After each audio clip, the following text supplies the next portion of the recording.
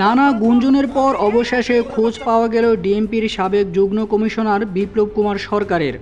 হাসিনা সরকারের বিশ্বস্ত পুলিশ কর্মকর্তা হিসেবেও পরিচিত তিনি।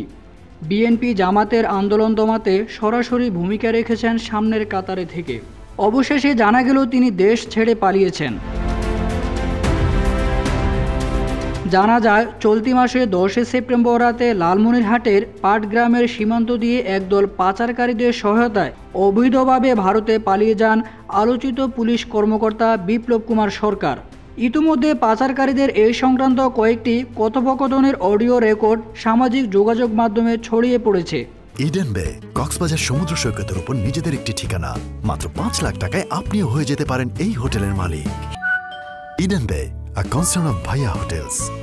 ওই কথোপকথনের রেকর্ড ছড়িয়ে পড়ার পর নেটিজেনরা প্রশ্ন তুলেছেন, হাসিনা সরকার পতনের এতদিন পরেও কেন বিপ্লব কুমার সরকারকে গ্রেপ্তার করা হয়নি? তাহলে এই আলোচিত পুলিশ কর্মকর্তার পালিয়ে যাওয়ার সঙ্গে আইন শৃঙ্খলা বাহিনীও কি জড়িত ছিল? এমন প্রশ্ন তোলেন নেটিজেনরা।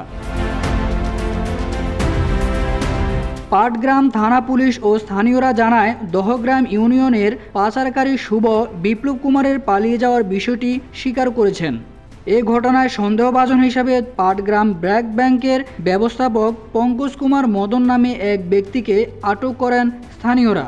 পরে তাকে পুলিশের কাছে হস্তান্তর করা হয়।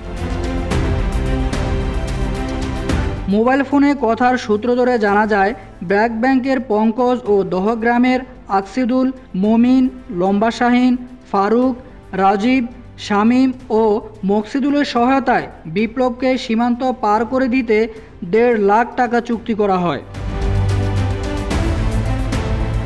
ছাত্র জনতার গণ অভ্যুত্থানের মুখে গত 5 আগস্ট শেখ হাসিনা দেশ থেকে পালিয়ে যাওয়ার মধ্যে দিয়ে প্রায় 15 বছরের স্বৈরাচারী শাসনের সমাপ্তি ঘটে।